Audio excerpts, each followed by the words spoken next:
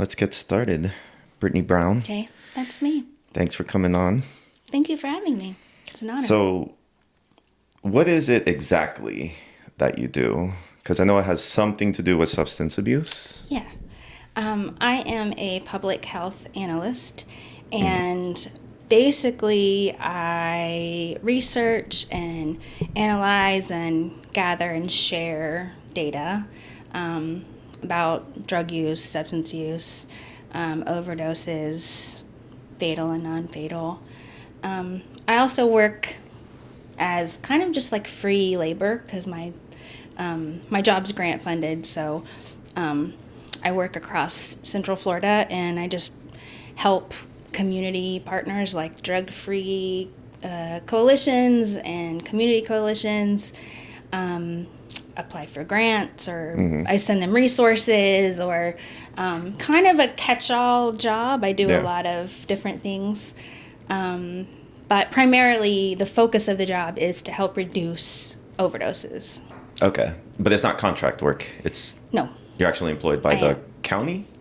No, I am actually employed by the CDC Foundation, which is like the philanthropic arm of the CDC. It's okay. The CDC, like the CDC Centers we for know, Disease Control and Prevention. Yeah. Yeah. We all know about that now, Right. kind of, sort of. So it's actually a national program, and it's funded through the CDC and then also through the ONDCP, which is the Office of National Drug Control Policy. It comes straight from the White House. Okay.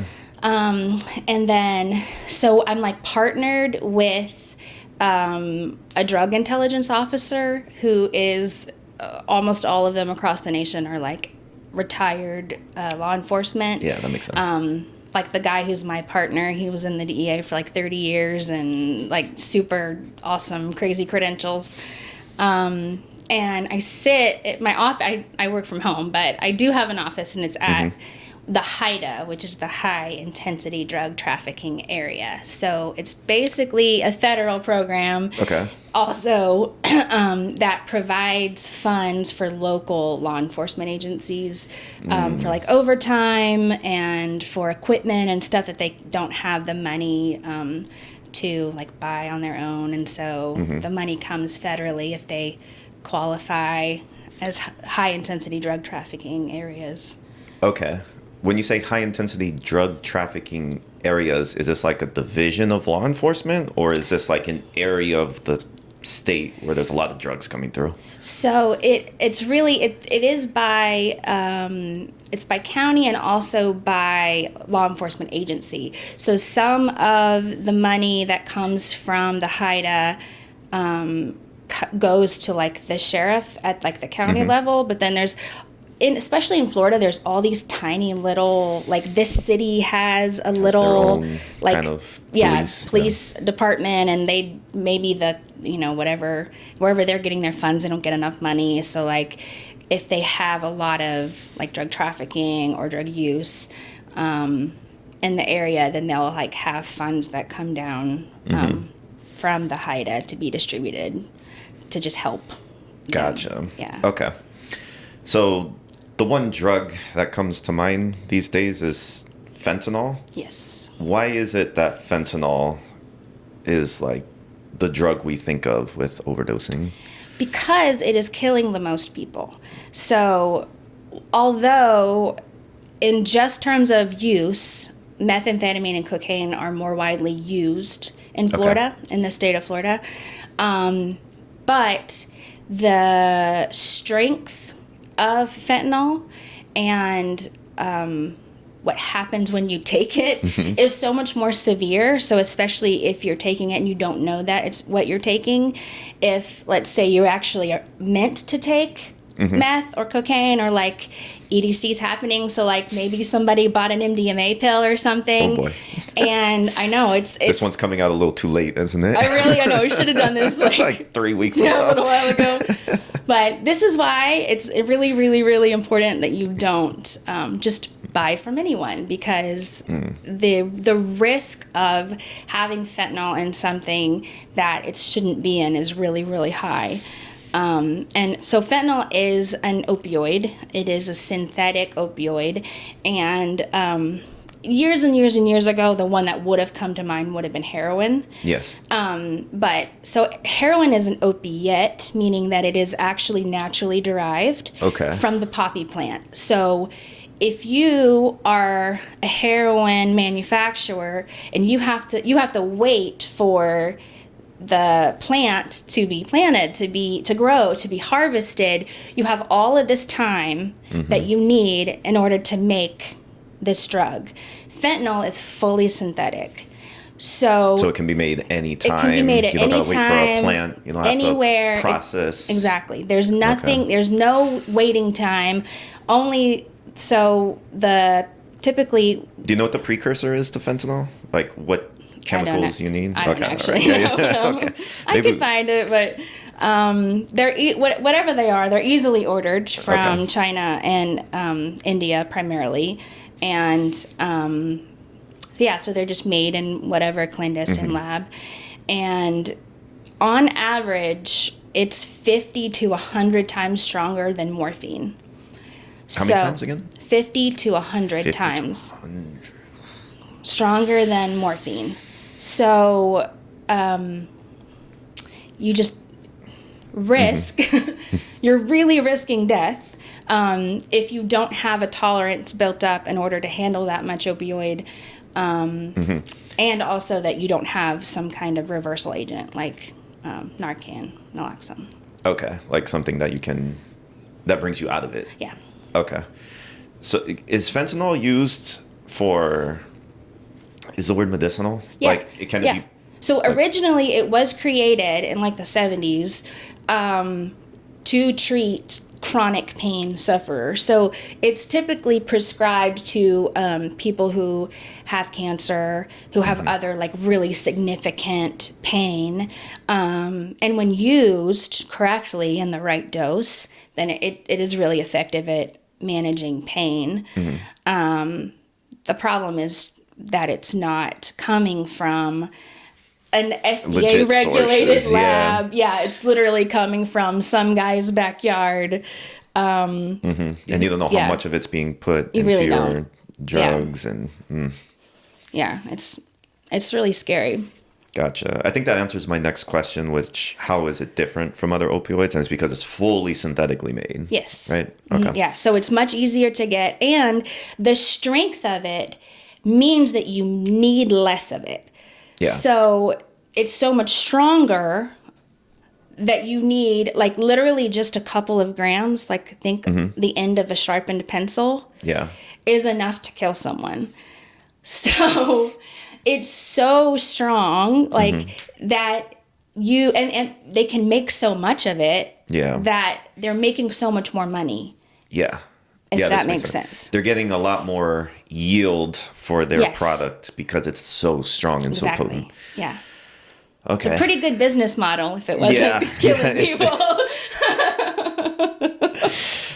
This is why it's in everything, right? Because you can get a really good high from such a small amount of substance. So they put it in probably all. Exactly. Yeah. Ecstasy pills, heroin. And a lot of things. And because it's so strong, one of the things that they like to do is pair it with something like an upper.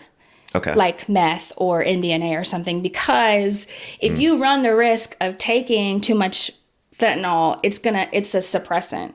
So it's gonna slow your breathing primarily, slow your heart rate. That's how you die. But if it's paired with meth or something that's gonna give you like energy, it's gonna possibly save you from dying. But the unfortunate reality is like 90% of the overdoses that are actually like tested after and like the labs come back, it's like mixed. They're all poly drugs. So very few people are just taking one. Almost every person who dies has multiple. Okay, so it's mostly from people probably taking a different drug that they thought was not fentanyl. Right. But fentanyl was in it. Yes. So they're That's what we're finding. Even people who use drugs, a lot of the time, they'll say they don't want to take it because they understand the risks of it. But nowadays, it's just like what we just talked about. Like it's so cheap to make. There's so much of it because you need so little of it that it's really in just everything. And whether that's on purpose or an accident, like maybe it was just made in the same area and somehow got mixed in. I mean, that's kind of still up for like debate. Nobody can really say for sure. And do most of these drugs, whether it's fentanyl or these other recreational kind of drugs like ecstasy and cocaine, are they made in different countries and then come here, or is it actually made in the States? So fentanyl primarily is made by the Mexican cartels. The Mexican cartels, Yeah. okay. And that is pretty much they supply the world with fentanyl. So they order the chemicals from China, from India, and then they make them in Mexico, and then they get transported by air, by boat, by walking, by driving. They make pure fentanyl, and then they send that over the border, and then it gets mixed into other drugs like X. Yeah, it gets mixed in here. Okay. But primarily they make the fentanyl. Yeah. And then, they send it in whatever way they can. Gotcha. What other drugs does the cartel, if you know, do? Are Cocaine. they in cocaine as well? Yeah. Okay. Yeah. Ecstasy too? They got their hands in everything? Probably, yeah. They pretty much have their hands in everything. A lot more, like, meth is a little bit more locally made. We know this from Breaking Bad, by the way. Right, yeah, exactly. That's pretty real. There's like houses around, where people actually cook up meth where people are just cooking. Yeah, it's crazy. It's insane. Man, okay. So, and the same with ecstasy too. Is that like, I don't know if it's cooked, but is that made locally, probably somewhere in the States? Yeah, I think typically it's more locally made. I actually don't have the facts on that. Now I want to look it up. But that's not one, like when we're looking at the reports from like Border Patrol, they're not usually reporting like big ecstasy seizures. So my guess would be that it's more locally made. Yeah. Wow. Okay. So now I need to look that up and I mean, report it. I don't know. Yeah. So so we know that there's like an opioid crisis. What kind of demographic is it affecting the most? Everybody. Everybody? Anybody. Yeah. Okay. Is it homeless people, party goers? Like, is there a distinction between who it affects more, or literally just anyone who takes a drug? I mean, that's what makes it so insidious, is that there are people who use drugs in like every walk of life. Now it does affect more people who are like in the lower socioeconomic status. So like poorer people. Is it because they just take more drugs in general than most people? Yeah. I mean, it also because they don't have, now that is the question. Okay. So, there's a couple different things that are coming to mind right now with that. The first is that poverty is the highest indicator of poor health outcomes in like every genre. And So like whether you're talking about like mental illness or substance use or diabetes or obesity or heart disease or COPD, really anything is directly correlated, just about anything. There's a direct correlation between poverty and poor health outcomes in general. And then there's also, because of the way that our country is, there is a higher direct correlation between Black, Indigenous, and people of color who, because they typically are on the lower SES, not all of them, but, they're just our country, the way that it is and set up. They have fewer opportunities. Yeah, lower access to healthcare as well. Exactly. Too, right? So yeah, they don't have the same access across the board. They don't to healthcare, to like vocational opportunities, educational opportunities. You know, basically, it's just that it is a direct correlation. Yeah. I mean, that's because our healthcare system is so heavily tied to employment status as well as type of employer. Yes. If you're unemployed, basically you have no healthcare. Exactly, yeah.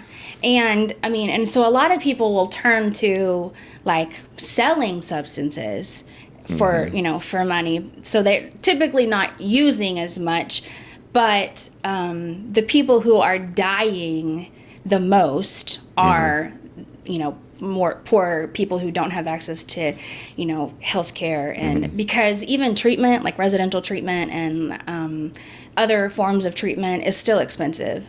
And so if you don't have, you know, if you can't pay for that, then how are you going to stop? How are you going to get treatment?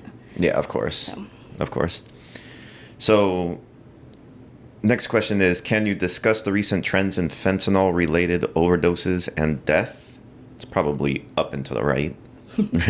Yes, actually. So the good news is this year it actually seems to be trending down just the smallest bit. So we will take whatever we can get. So 2022, I think there was like 110,000 deaths in the country from 110,000 deaths. Yeah. That's a lot. It's a lot. Holy smokes. It's actually the number one cause of death for, I think, adults aged like 45 to 60. It's like the number one cause of death right now. Smokes. Yeah. It's kind of crazy. Yeah. But yeah, so there seems to be just the slightest decrease in emergency services calls that are opioid related, hospital emergency department visits that are opioid related, and fatalities. Now, non-fatal overdoses have not decreased, but that's okay. Because if they're alive, they still have a chance. Yeah, that's not okay. That's just more okay. Yeah, exactly. It's not good. It's not cool. But it's not the worst outcome. But it's not, right. If a non-fatal overdose means that they still have a chance. Yeah.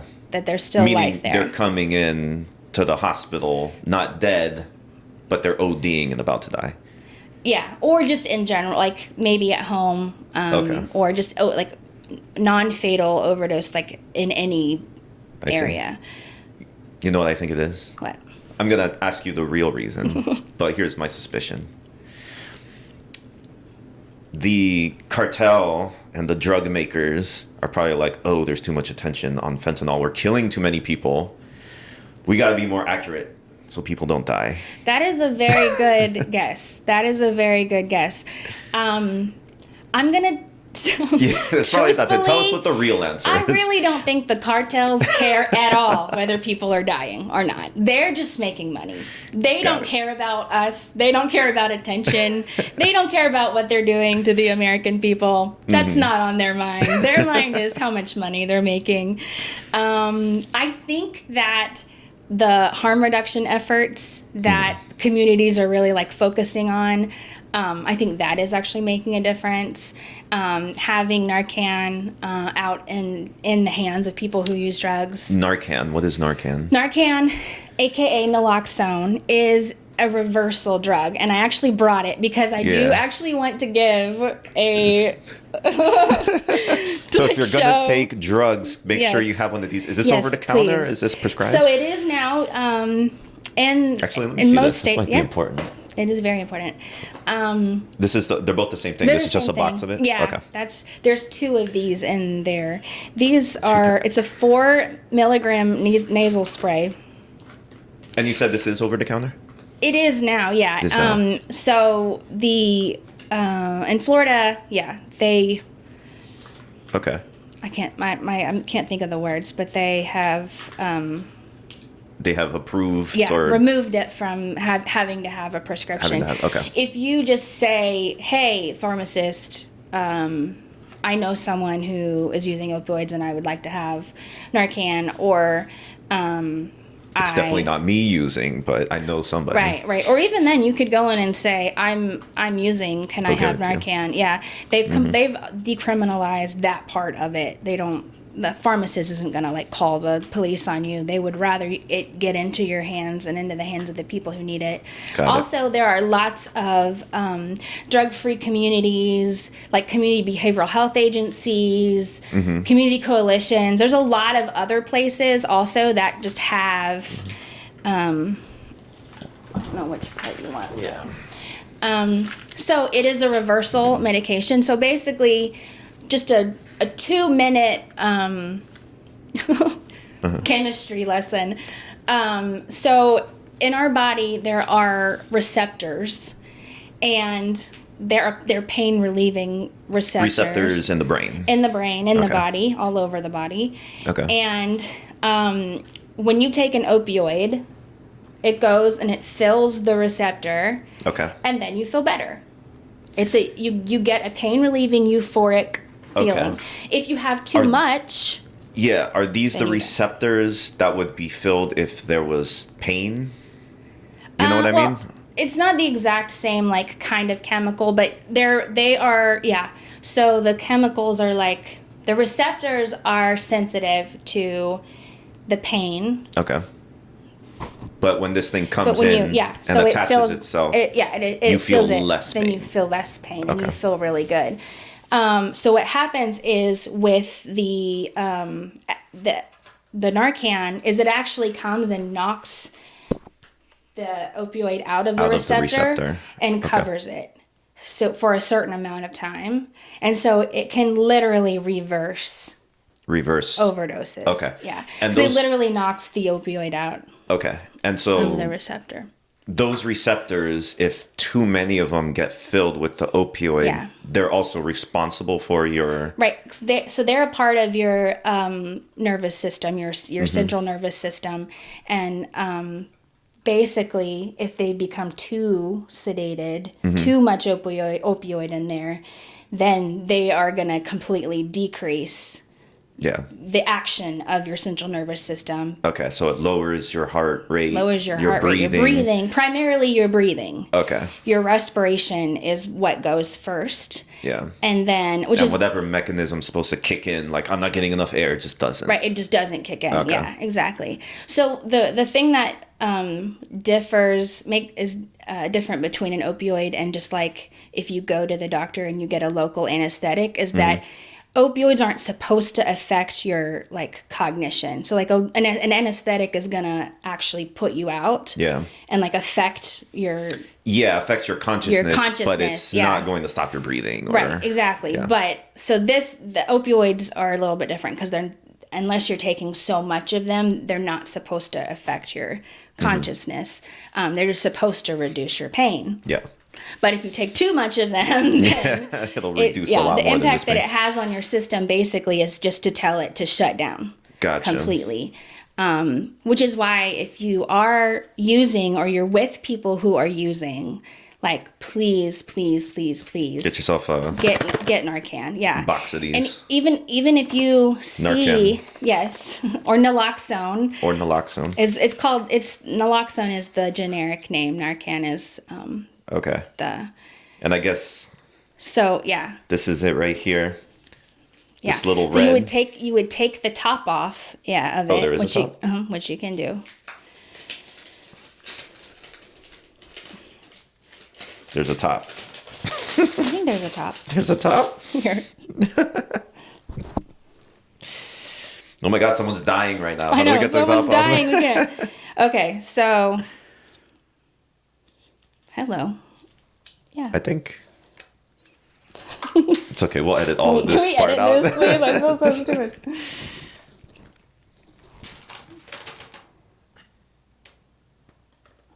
Okay, so no.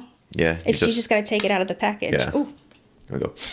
What if you take this while you're not. Even if you... Oh, so it's just one big poof. Yeah, it goes. So you literally put that in the nasal and then Poof it up, Yeah, or you- snort it up.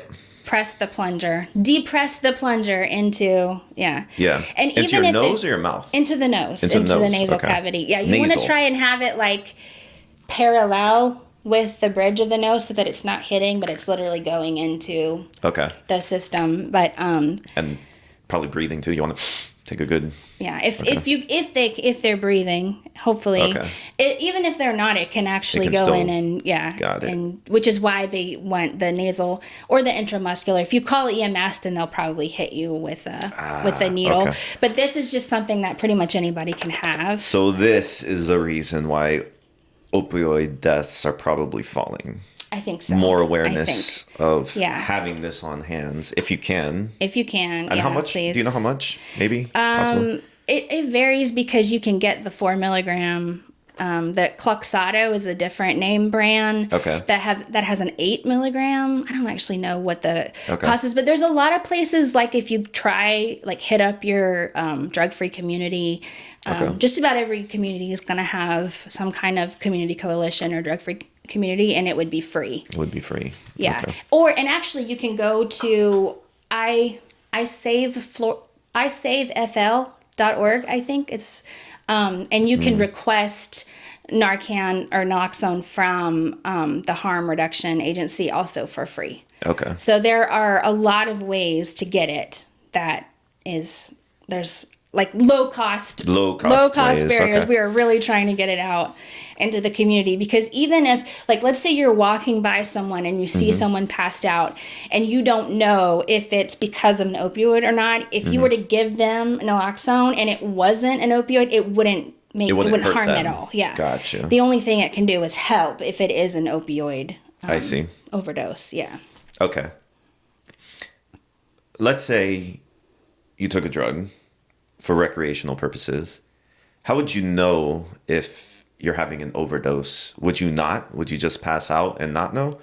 Or is there kind of signs beforehand? I would say, yeah. I mean, if you feel like you're starting to lose consciousness, that your breathing has been really inhibited, you can't Yeah. breathe, you can't. Will you feel short of breath? You would Like, will feel be short like- of breath. Your heart would start racing because you would probably be panicking because your Can't breathing breathe. is starting to Okay. it's to be labored. Yeah. And so you may or may not know yourself, which is why it's really important to always be use with someone because someone else will be able to identify those things a lot better than you would because you could actually just be in Yeah. euphoria. You could just be feeling good and just and not know really what's going on. If you were to know, then you could. Most of the time, it's going to be somebody else. Yeah. Knowing, if you hear somebody gurgling, or if their lips are blue or fingertips are blue, meaning they're not getting enough oxygen, that's a really good indication that they've had an overdose. Okay. So if you're partying and you're taking drugs and your friend knocks out and you're like, oh, you fell, you passed out, blah, blah, blah, this, that. Maybe check him. Yes, please. Yes. And shove this up his nose if you think he... If you think it's... Yeah. Okay. Because even if, there are ways to check if your drugs have fentanyl. There's, fentanyl test strips. Oh, there is? There are, yeah. So, and they're legal in Florida now. They didn't used to be, but that just changed recently. But even checking can be dangerous because it's they call it the chocolate chip method. So let's say someone has mixed together a drug and then pressed it into a pill. Yep. It's not like they really took their time to make sure that everything is mixed really, really well. So there's always a chance that there's maybe that part of the pill doesn't have fentanyl, but this part does. So it's just really... Yeah. It's just scary. And it's important to just use with other people and please have naloxone. I think most people understand taking drugs is risky anyway. Right. It's risky behavior. It has its own risks for sure. But now it's even riskier because before the worst that you would get is you know, I don't know, like you're out partying and you get arrested or you get hurt, like you maybe you fall down, or maybe, you know, you wake up and you don't know where you are. I don't know, you get an STI because you did something you shouldn't do. But this is like, you use it and you could die. Like it's just a totally different world now. Got it. So I think I had some questions here, but I feel like all of this stuff got answered in just like the past. Okay, so from a policy perspective, what measures are being taken to address illicit fentanyl trade? Do you know?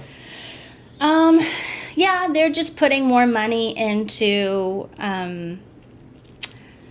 like this kind of stuff, awareness and awareness and harm reduction campaigns, and then also, you know, trying from a public safety perspective to stop the use, the dealing of it, like stop it from coming into the country, for one, and then for two, stop even at the local level. Last year in Central Florida, law enforcement agencies seized like over 50 kilograms of fentanyl, which is literally enough to kill every single person in the state of Florida. 50 kilograms. 50 kilograms is enough to kill everybody in the state of Florida. Yes. And that's just what was seized in 2022. Wow. And I think actually I don't have all the data yet for 2023, but I think they may have seized actually more this year. But that's just one of the figures that I had. But it's just crazy. Yeah. So this is related, but a little off topic. In the news, I was hearing like some Republican lawmakers want to go to like war with Mexico because of cartel and because of drug trade. It's that bad to the point where so what I would think is insane lawmakers wanting to invade a neighboring country. I can't say that I condone war, but if you think about, like, let's take it out of the stigma of substance use. Okay. Let's imagine that they were putting some other kind of poison on our streets, like bioterrorism. Yeah. Like, imagine that they were doing that and killed over 100,000 Americans.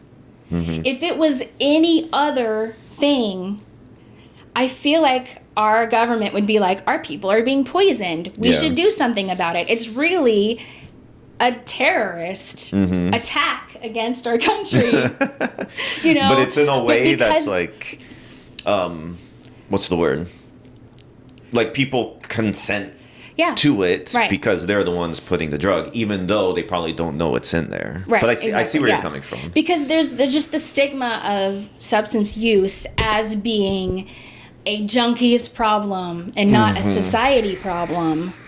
It puts like the onus of the responsibility on the user and not. So there's a lot of people who, you know, they don't blame the cartels. They don't blame the people bringing it in. They just blame the people who are addicted, who you know, who are using and can't help it.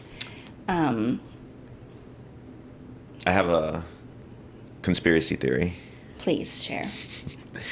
So I think the reason, not only is it because it's killing more people than it ever has before, I have a feeling since this thing is getting into like other kinds of drugs, it's probably affecting upper class people to an extent, to the point where they're like, oh, now it's a problem. Yeah. You know what I mean? No. Like, if it was only junkies in lower class, I don't know if they would care that much. No, yeah, exactly. Because they didn't care when the Black and African American community was... like the crack back in the day, was completely riddled with crack cocaine. And of course, there are plenty of conspiracy theories about... about why they didn't care back then. Yeah, releasing it. I don't know anything about that, but like that's what people say, that it was like an intentional like blight that was, you know, I haven't heard that one, but you know what? Yeah. Maybe. I know, you never know. You never really know. But it's like, true, like they didn't have the same kind of like up in arms. But now, because the way that the opioid epidemic started is really, really interesting. I mean, there's always been drugs in humanity. For as long as, you can go back and study humans, they've always ingested something. Things that mind-altering things, alcohol. Yeah, alcohol is a drug. Yeah, anything. So the pharmaceutical companies basically developed oxycodone is where it started, really. Yeah, oxycodone. And okay. when this drug was created, they basically were like, this is a drug that needs to be out in the hands of people because it can really help treat pain. Okay. So in order to sell the drug, okay, the pharmaceutical companies mislabeled it intentionally as non-addictive and literally targeted areas where they knew that the community would have higher levels of pain. So they targeted mining communities, manufacturing communities. They targeted communities with factories. Like, this is why Appalachia was hit so hard, because they specifically went into the mining communities and sold a lie to the doctors there that this is going to heal all, it'll help all of the pain of all of the people that you see, and it's not addictive. They even actually lied and got the FDA to change their ruling of the opioid in the beginning. Not the ruling, but the classification of it. Okay. To make it less addictive. And it's more addictive than anything else that was on the street. So it started there. Yeah. And then people were, getting it in whatever way they could. They were stealing it from pharmacies, from doctors' offices. And then, so the next thing that happened basically was, especially Florida was huge for this, were these pill mills, where these doctors would just set up doctors' offices. They were legitimate doctors, but they would have people come literally from all over the states just to get prescribed, diagnosed with some kind of pain disorder, and then get... doctors were making a lot of money doing that. They were making millions and millions and millions of dollars. Because they would charge, whatever, $100, couple $100 for a script, and then they would they would go to various pharmacies and get them filled. So then what happened eventually was that the government and the law enforcement agencies realized what was happening. So they went and they shut down the pill mills without any thought for what would happen to the people who were using the drugs. And so then what that did was it put a huge strain on the community, because then people went to seek out other illicit forms like heroin and other street made versions of the oxycodone. And so the real villain behind all of this is the pharmaceutical. 100%, yeah. And so actually, there's nationwide, I don't know how many, I want to say 5 or 6, all of the big name pharmacies, as well as several of, it's like the Sackler family. I want to say it's Purdue. I can't, I don't know. I think Purdue I feel like I should know that, but. Isn't Purdue chicken? There's two Purdues. There's two different things. Not the chicken guys. They're fine. Don't blame them. I don't know if they're fine. They're evil in other ways. Probably. The way we do chicken in this country is another story. Yeah, that's a totally different thing. We could talk about that. That's not why I'm here today. But so they were sued by several of this at the state level. So Florida won an $18 billion lawsuit against these various pharmacies, like CVS, Walmart, Walgreens. Because they were doing pill mills. Well, just because of their their lax way of like providing the drugs without real. Yeah, so they would get like, some random like prescription. Right, yeah, and just like and fill just it and no big deal. Yeah, no big deal. And just the way that it, in general, like how it was marketed to people, so it's like it all goes, it's like one big thing. Yeah. But so it's like it's like $30 billion, and it's going to be spread out over 18 years. Okay. And then, so the states and the communities will be able to use that money to put towards treatment services and harm reduction. And so these pharmaceutical companies or all these companies that were involved. It was one big. I mean, there's a bunch of lawsuits. Yeah, but it was really total, like one. Yeah, in total, one kind of big thing. $30 billion. Yeah. Wow. To be paid out over 18 years in Florida. That's amazing. Yeah. Yeah. I mean, that's amazing. It's good. I feel like we should go after, companies like this more often. I know. Not just for.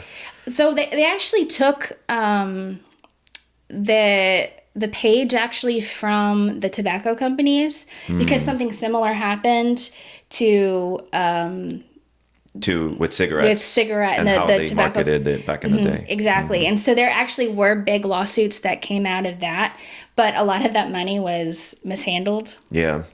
And so this is like a whole different, like every penny is going to have to be accounted for and all that. But still it's, and the money can only be used for very specific purposes. So, which is great because hopefully as these communities start getting this money, they'll be able to better serve the people who really need it. Yeah. Okay. So a quick synopsis on what we just, So back in the day, these pharmaceutical companies knew that these opioids could be addictive, but it was very profitable for them. Yes. And so they pushed this to doctors to prescribe, probably for pain that was tolerable even.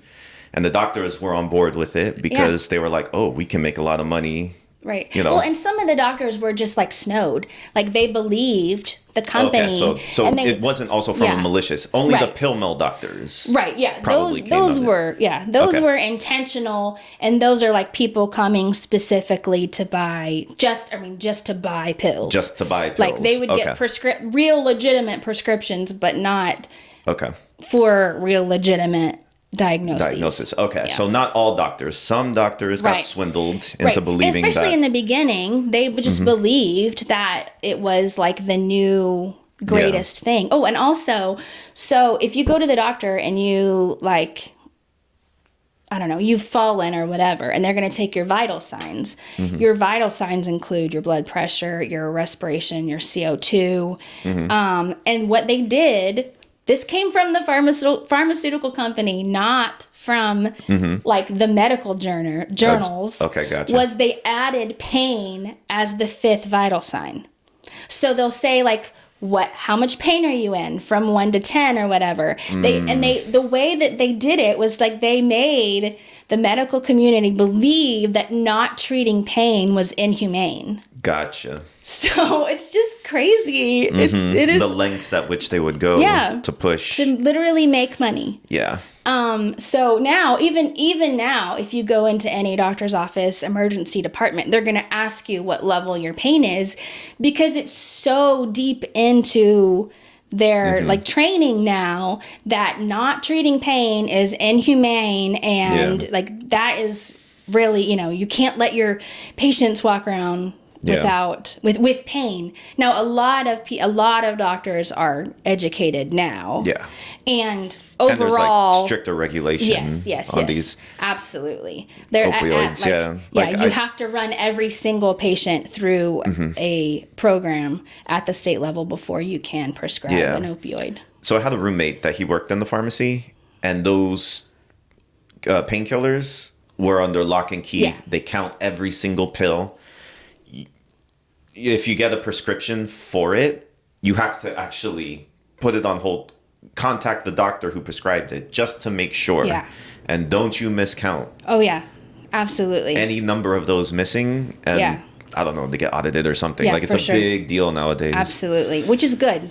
Yeah. Because that's really how it started, and then that's how we ended up where we are now with the fentanyl being on the market. Because any way that they can get it illicitly and not have to go to a doctor and like whatever lie about. Yeah. So these doctors started, you know, prescribing these opioids for any little piece of pain, found out that these things are addictive. Pill mills came up to try, you know, to keep the demand, or since the demand was there, to keep the money flowing. Yeah, exactly. Those got shut down, and when those got shut down, there was a bunch of people that were already addicted. Yes. And then they went to illegal drugs. Pretty much, yeah. So, that's exactly what happened. And then, so that's really what opened the door for the fentanyl crisis. Fentanyl, crisis to come in, and for the use really to just be as rampant as it is. Wow. Yeah. That's crazy. Isn't it crazy? Yeah. Crazy. So there's another job that you did. We're gonna switch gears here. I think we talked enough about fentanyl. Okay. But there's another job you did that involved AI. Now, AI is like everybody's, but also my new favorite thing to research and to look into, because it's been around for a while, but I guess with ChatGPT that kind of brought it into the mainstream. Well, I mean, even like Google search, even from the beginning, is really an AI. Was it always an AI kind of thing? Honestly, they keep saying an algorithm, but I guess AI is just an algorithm. Right, that's all it is. Yeah. Okay. So like it brings forth the best, like based on your location, the best results based on your location, based on your demographics. Like it goes and gets results that it thinks you want. Yeah. So which is basically an AI. But I think what's different between that algorithm and AI now is, instead of just bringing up results for you, it actually provides you text. Yeah. That seems like it was written by a human. Right. Because they're teaching these this technology language models. Language models, yeah. And so the job you did, actually, what was the job? So it's hard to explain, right? It is kind of hard to explain. I just really worked QAing AI results. So someone else would this company has already created this AI, or they're like in the process of creating it, and somebody would go in and like ask it a question, and then somebody else would like go behind them and pull out every little claim, every little sentence that it wrote, and like would compare the language, the accuracy, the tone, I guess that's basically it. But like the language, the tone, maybe the grammar. I guess if it's grammar, definitely. It's just text. No, but syntax and grammar, most definitely. Yeah, those were big things that we would look for. Okay. Too. And so you would basically proofread, what the AI was saying, just so you can make it more accurate. Yeah, and then we would also rate it like, was it like what was the tone of it? Yeah. Was it harmful in any way? Okay. Was it, because one of the things that it has to do is basically the technology learns from reading what's already on the internet, and what's already on the internet, a lot of what's already on the internet is hate. Yeah, okay. Hate, and also like and just stupidity, misinformation and wrong stuff. Exactly. So like getting it to recognize that and then to respond in a way that basically just shuts it down and says like, I'm an AI, I don't have an opinion on that, or I'm an AI, we should treat all people with respect, Yeah. and like just to kind of answer stuff like that. But Gotcha. I would go in and like, But for non-hateful things, like actual Yeah. legitimate, like, just legitimate answers. Yeah. One of the things I did was just kind of like copywriting, where it would like, I would the very first step was just to write answers to questions. Okay. So that it could kind of get an idea of how normal people speak. Okay. So Yeah. you would get the question, AI would generate the answer, and then you would basically proofread like, okay, this seems pretty good, but you can answer this more accurately this way. Yeah. Okay, so you're basically teaching AI. Yeah. Okay. And really, part of it was teaching, but really part of it, the easy part that I did was just kind of QAing. Like somebody else would do it, and then I would just go behind them and be I like, see. and just Okay. like, Just make sure just that make sure like is what they said right, or like did they choose the right thing based on the website that they picked, or like I would just kind of go behind and but Okay. it was still really interesting because you're teaching it to understand the English language or whatever language, but yeah. to understand language and how, because it's like if let's say you type in tell me about Mercury. Well, do you mean the planet, or do you mean like the substance? So The element, yeah. Yeah, the element. So like it has to. It would probably ask you which one you wanted. Yeah. Or that's interesting. like there's a very good chance that it would know based on like your location, your demographics. Okay. Like other things that so like Yeah. it might know that you were talking about one or the other one. We are going to put this to the test right now. We're going to go on ChatGPT. We're going to create a new chat. And see what And we're going to see, tell me about, tell me about Mercury. That's it. see what it says. It went with planet. I think it knows me already because tell me about Mercury. Yeah. It's the innermost planet, solar system. Okay, all right. So it made an assumption, though. It did. It made an assumption. So how would you fix it? How would I fix it? You would probably. I mean, that's what it does. That's what's so crazy about it. Is it's gonna look at. It's going to look at all my search history and be like, he has Googled more about space than he has about elements in the periodic table. Right. We're So then just it's going just to gonna assume make this. It's gonna make a guess. God, that's terrible. And yeah. Let me see. No, not Yeah, you'd probably have to specify. the planet, idiot. The element. You're so stupid. So stupid. God. Gosh. My apologies for the confusion. Mercury, the element. It's so courteous. It is. Now Wow. you've totally disrupted your. Now it doesn't know. Your persona, Good. I your want you to know online- less about me. I want to keep you on your toes, AI. This is crazy though, because I just actually got an audiobook on AI that was actually written 6 years ago. So like the really smart people who were involved with this kind of stuff have been talking about this since 10, 12 years ago, when I guess Since Terminator, probably. Yeah, probably since Terminator. But I think it's really made headway ever since like the internet started to kick in, and there was enough information to actually, because I mean, you couldn't make an AI. You can try to make an AI, but it was only with your inputs that you put in. Right. There wasn't enough information out there in the cloud to develop one up until maybe 10 years ago. Right. Right. Yeah. So like now, AI has enough information. Humans have inputted enough information into it in order for it to start acting kind of human. But it's not anywhere near what we think yet. There's something called general AI. Do you know what that is? Yeah, general AI is just like human level consciousness AI. Like there's nothing it can't understand. Yeah. Like it will basically seem conscious. Right.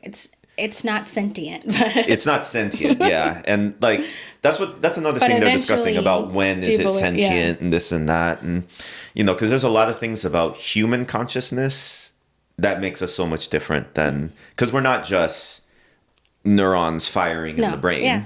That's a lot of it, but we're also emotions. There's Yeah. chemical things happening inside of us that make Definitely. us, think a certain way and Yeah. stuff like that. So like, Definitely. will computers need it? Like, do we need to have, a chemical, I don't know if substrate's the right word, but like, does it need to be biological or can it be silicon based, for consciousness to come alive? I say yes. I say it doesn't matter how intelligent it is. It will never It will never be human level. be human level. I don't know that. I'm not. That's a I bold have statement. I have degrees, but not in this. Yeah. But I just really think like I believe we have souls. Mm-hmm. I believe that we are energy Okay. and that we give to our environment and our environment gives to us, and that it is not nature versus nurture. It's nature and nurture. It's both. And I don't know. I don't think that. So you think that's part of the conscious experience? I like you think need so. all these sensory things Right. in order to become conscious. Eyes, Yeah. smell, Absolutely. hearing. I think. Okay. I mean, I don't know. I mean, who knows? Did you ever see iRobot and that one little robot? He Yeah. seemed pretty I did see conscious and iRobot. sentient, but Yeah. of course that was a movie.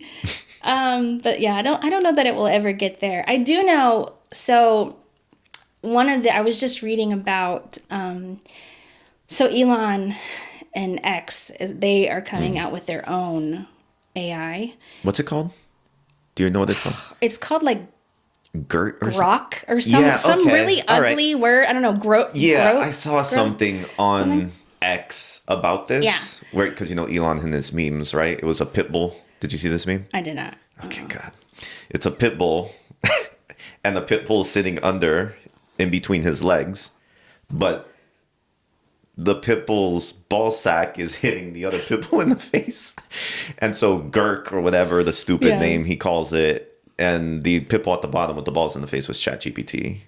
So the reason for that, I was Okay. just reading about this, is so ChatGPT works now on only what is currently available. It does not have, like, it's not up to the second, up to the minute Yeah. updated, because The information it's the pulling from is when kind of old. Right. Yeah. When it was it is based on the information that was available when it was went live Yeah. or whatever. And then that's why think there's it's really been so many different versions, because they keep updating trying it to update it and too. right. And so Okay. the what's going to make the X one different is that because it will also have up to the minute, it will have X, Twitter, Yeah, Twitter. and the immediacy of Twitter. It will have that in its search, so it will be Wow. more relevant, Got more it. up to the second, Up to the second. present time, day. I don't know if whatever. that's a Yeah. good thing, because if it's up to the second, like we were talking about, there's a lot of crap being put out every Yeah. second. There's probably more crap being put out than actual good information. Yeah. You need people to check this, right? Right. You need normal people. I don't know if this is a good idea. I don't really know it either, but Yeah. Elon moves fast and breaks things. He doesn't really, but he also he's been part of so I used to, in a way I still do, but I used to like Elon a lot. Not so much lately, because he kind of seems a little unhinged. But I do think he's a fascinating person in general, even if there's things he does I don't agree with. for sure. And he's been part of this AI conversation for a while. Yeah.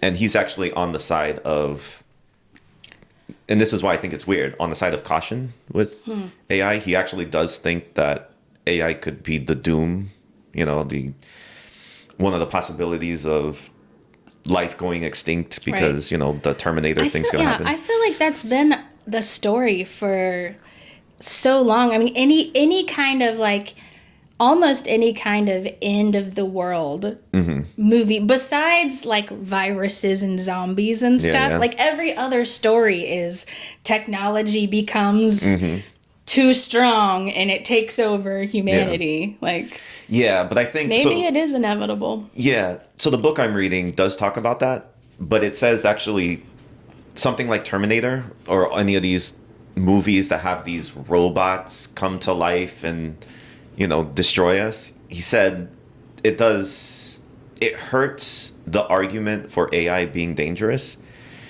because it's not going to come in that kind of way. It's going to come in a more subtle way. Like it's going to be more like, I guess, HAL from 2001 Space Odyssey. It's just going to be put in control of all of our systems slowly but surely. Yeah. And then eventually, like, it can start misleading people. Like, let's say the algorithms already do this, but let's say start coaxing people to go to war with each other or hate each other or, just It's little true, things like that.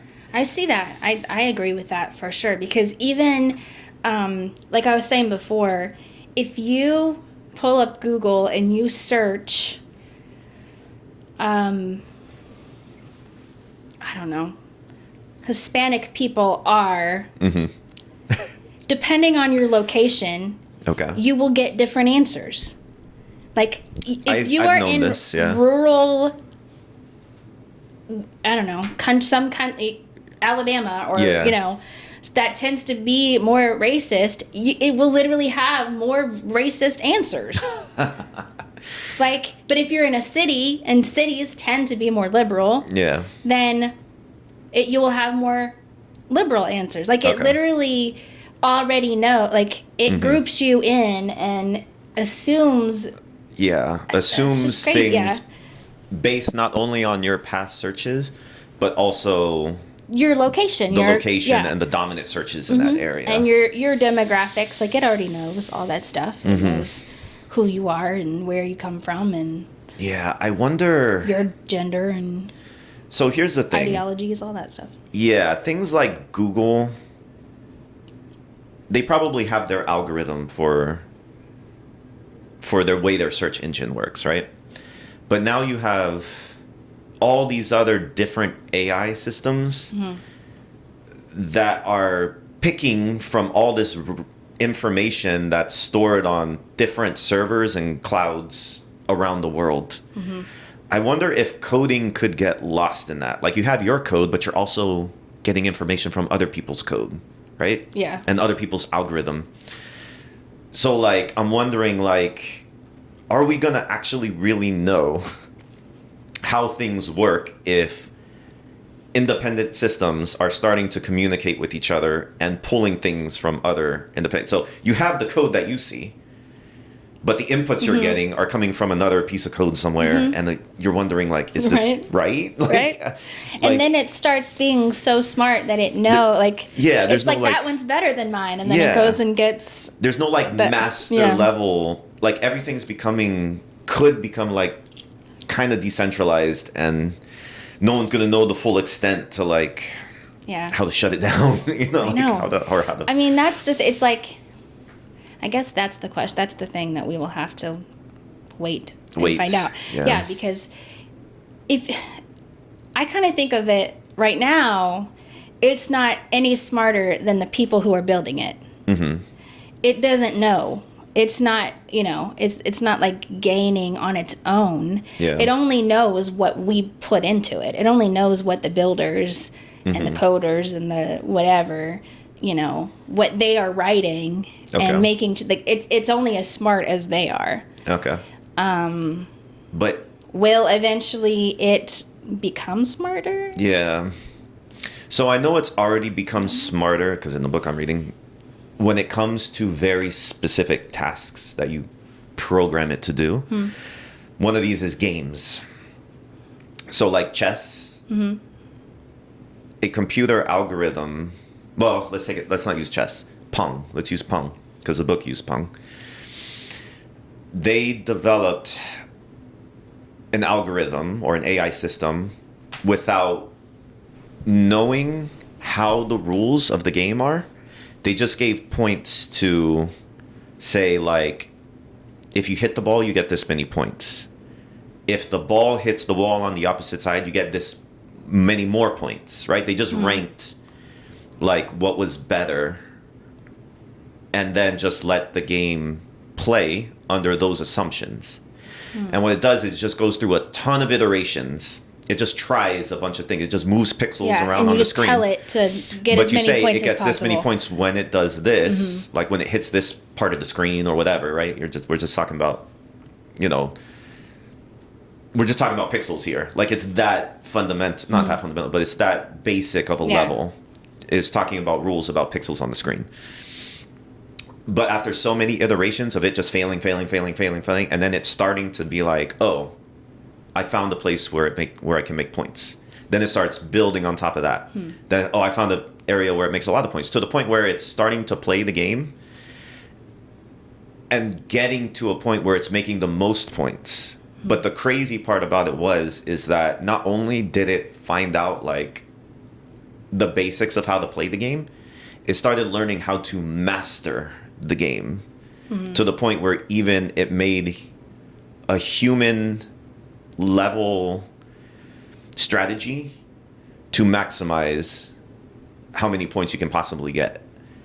And so like from a very basic amount of information under so many iterations, it learned how to play the game to as good or even better than humans. And that's when like this guy who's, you know, a really smart dude who wrote this book, right? He's actually Max Tegmark. He's a physicist. I actually knew who he was before this. But even him, he kind of realized, oh shit, we got to start paying attention. Yeah.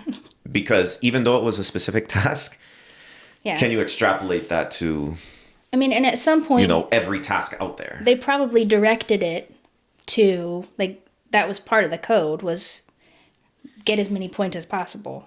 Yeah, of course. Like, it can still be shut down and stuff like that. But to the point where, like, it can learn. Yeah. It's just, it's learning at such a fast rate. So we can, they didn't say, we said to maximize points, but we didn't tell it how it can do that. We just gave it a point system. Right. And it just learned how to maximize that point system. You know? But it did it through, like, iterating so many times. But that's what I'm saying. Like, we can give it a basic thing and it can just go out of hand from there and learn, and probably learn things that we didn't expect it to learn. You know, so it can get crazy. It can get crazy. So I know. To the point where you're saying, like, you don't think it could be conscious? I don't know. I honestly don't know. I think it really depends on your definition. Like, and could it be sentient? Maybe. Do you think it can be self-aware? You don't think so? Could it be? I think that's. I don't know. I think that's the right answer, though. Does it have? We don't know. We don't know. It's the right answer. I don't know for sure. I would like to say that it will never have a soul. No. So will it be as conscious as humans? I don't know. It will never have a soul. But let's say you're talking to a computer. That you've seen the movie. I think it's AI. Yeah, AI. It came out in like 2000. Has Joel Osment, the little kid from The Sixth Sense. Do you remember that movie? No. Okay, so it was AI robots again running around, but they were subservient to humans. But there was a strict rule to create one that was a child. Like we don't create a child one, but someone created a child one, and they gave it childlike emotions. Like they gave extra rules because someone wanted a kid or something like that, and so, you know, they made one, and let's say there is a childlike robot that comes up to you and starts telling you, I'm afraid, or I'm hungry, or at that point you're like, this thing doesn't have a soul, but there's going to be this instinctual thing inside of you. Also, it looked like a kid, right? If it was just a robot box saying this, you might not. But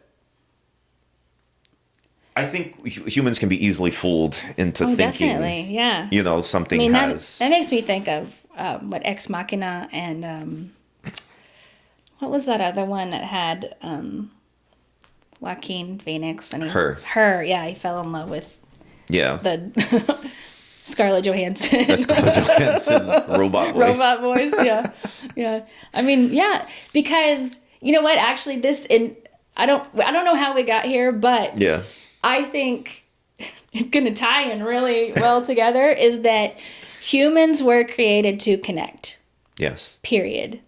So whether you're connecting with another human, whether you're connecting with a machine, whether you're connecting with a drug, whether you're connecting with gambling, like whatever it is, we were made to connect. So absolutely 100% believe that we'll have like relationships with them. I have always thought the same thing. Like, I've told people that even like there's a loneliness epidemic amongst a lot of people. Yeah, 100%. And I feel like if you ever created an AI system like her, where it's not saying you're coming into a romantic relationship with a robot, but you come home and we're just going to use Siri and you say, Siri, you walk in the door and Siri says, "Hi, honey, welcome home." Yeah. It's good to see you. It's good to see you. How was your day? Yeah.